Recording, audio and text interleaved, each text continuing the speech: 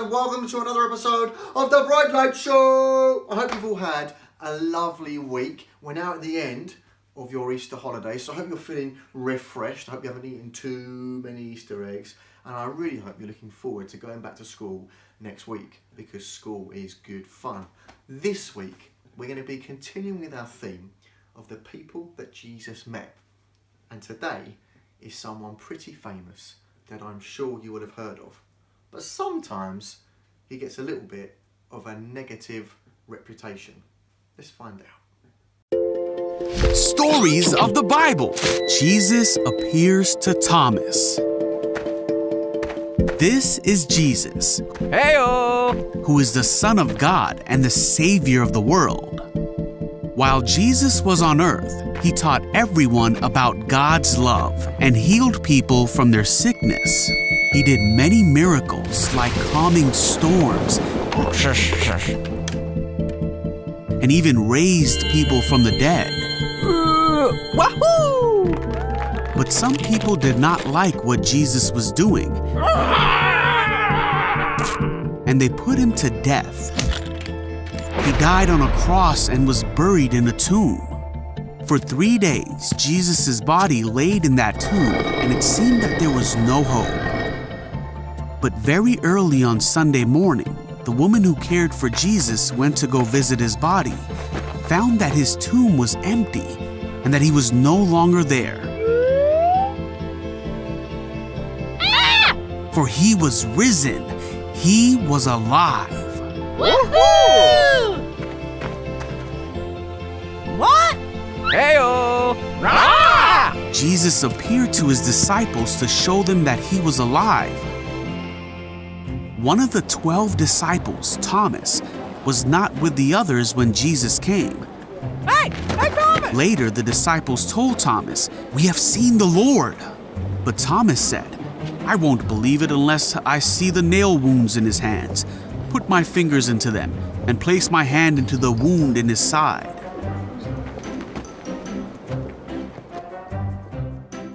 8 days later, the disciples were together again, and this time Thomas was with them. The doors were locked, but suddenly, as before, Jesus was standing among them. Oh, hey guys. "Peace be with you," he said. Then Jesus said to Thomas, "Put your finger here and look at my hands. Put your hand into the wound in my side.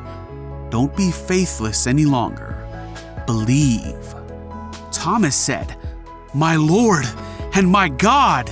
Then Jesus told him, "You believe because you have seen me.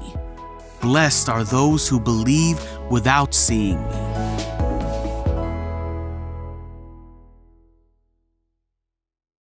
So that was a story of Thomas, or as he's sometimes called, Doubting Thomas, which I don't think is always a very fair name. And you can read all about that in John's Gospel. So let's ask the question, which we often ask at the start of a Bright Light Show.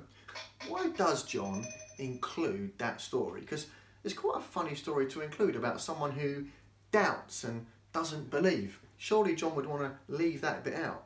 Well, actually, I think one of the reasons that John might include this is because having doubts, and when we doubt, it means we're not sure about something, is very natural.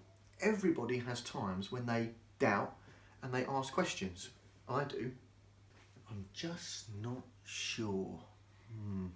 Thomas wasn't sure, was he? Thomas was doubting. He was thinking, had God really raised Jesus from the dead? Were the disciples continuing to experience Jesus now?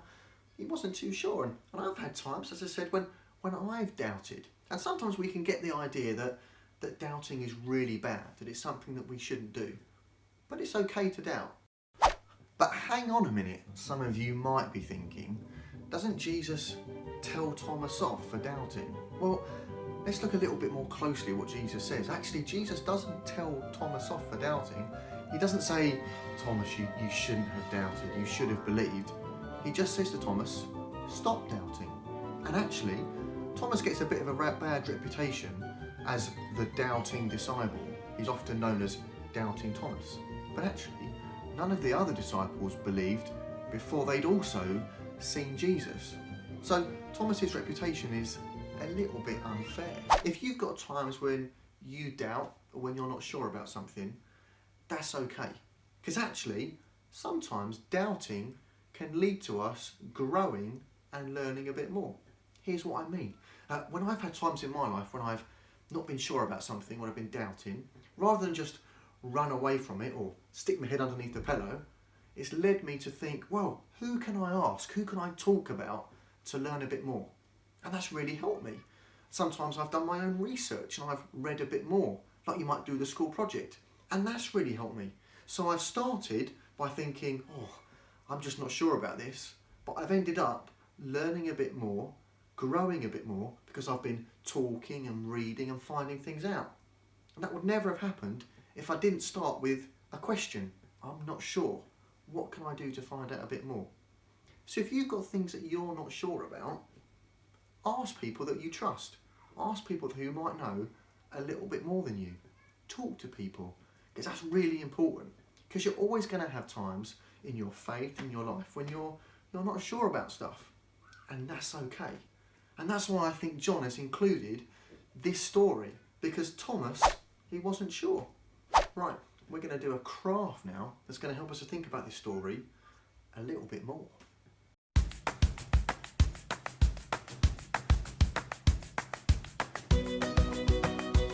Craft time. Good morning, everybody. Now, for our craft this morning, we are going to be making a craft that is going to help us remember this story of Thomas and how Jesus said to Thomas, because you've seen me, you have believed. But blessed are those who have not seen and have yet believed. For this, you're going to need a piece of paper. You're going to need a pencil, some felt pens, and you're also going to need a pair of scissors. Now, the first thing you're going to do with your piece of paper is you are going to fold it in half, just like that. Okay, now this folded edge is really important, because what you're going to do is you're going to put your hand on the fold like this, and if you see, my thumb and my first finger have just come off of the fold, and this is really important because when we open this up, what we will find is we've got two hands that are joined together. Okay, so you're then going to draw round your hand. Now, when you get to your thumb and your first finger, it will come just off of the edge of the page a little bit, and that is absolutely fine. That's what it's meant to be like. There's one here. Okay, so it's just come off. Here's the fold, and it's just come off the edge of the fold. And then what you're going to do is you're going to cut it out. Now, this is where you can make it look a little bit neater. And this piece here is going to look a little bit, when you cut it out, like half of a heart. So if when you've done your drawing around your fingers, some of them have got a bit wobbly, you can neaten them out when you cut it out. If you find it a bit tricky to cut out, ask someone to help you. Okay, but you're going to cut out your hand like this. Okay, and then when you open your hand up, you'll find in the middle that you have got a heart shape, and that heart will remind us of the love that Jesus showed for us when he died on the cross. Now, you're going to need a red felt tip pen next, because what we're going to do is we're going to draw some little hearts in the middle of these hands like this, and this just reminds us of the nail marks that Thomas put his hands into. Now, if you want to, you can leave your hands just like that. But if you wanted to, you could also add lots of decoration, or you could also write around the edge part of that verse from John 20. Blessed are those who have not seen and yet have believed. It's up to you. But these hands will remind you of that story of Thomas. Love that. Okay, time to get our brain cells ready because it's time for another quiz with Paul. A quiz with Paul. Hello and welcome to another quiz with Paul. I've got 5 questions, 5 seconds each to shout out the answer, but this week it's true or false. So don't rush, think about it, make sure you know you got it right. Can you get all 5 right? Okay, here's the first question. The day that Jesus died is called Good Friday. True or false?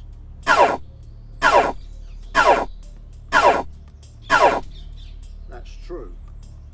Next question. Jesus first appeared to Peter when he was resurrected. True or false?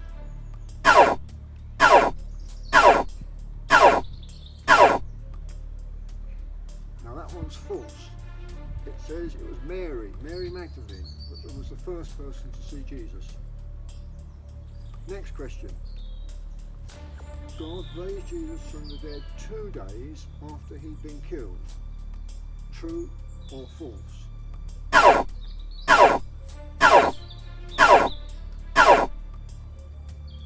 That one's false because it said it was on the 3rd day that Jesus rose from the dead. Question 4. After Jesus had died, his body was put in a tomb like a cave. True or false?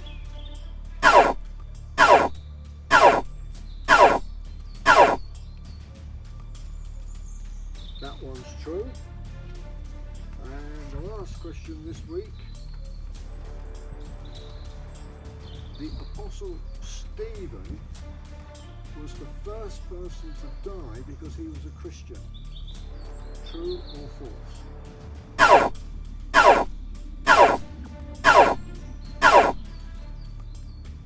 That one is true. He was stoned to death.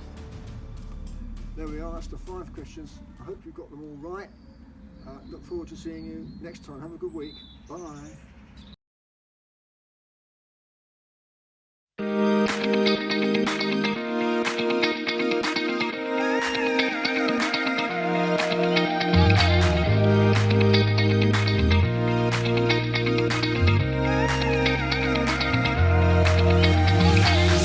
Waking up knowing there's a reason. All my dreams come alive. Life is for living with you. I've made my decision. You lift me up, fill my eyes with wonder. Forever young in your love. This freedom's untainted. With you, no moment is wasted. The sun now bursting through the clouds, black and white, turns to color all around. All is new in the Savior I have found. This is living now.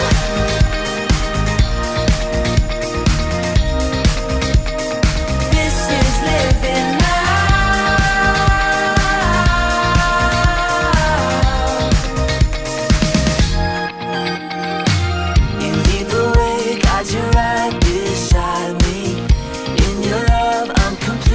There's nothing like living with you. This life you created, I choose.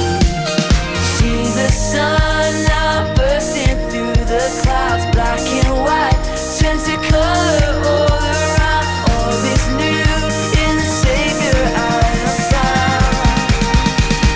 This is living now.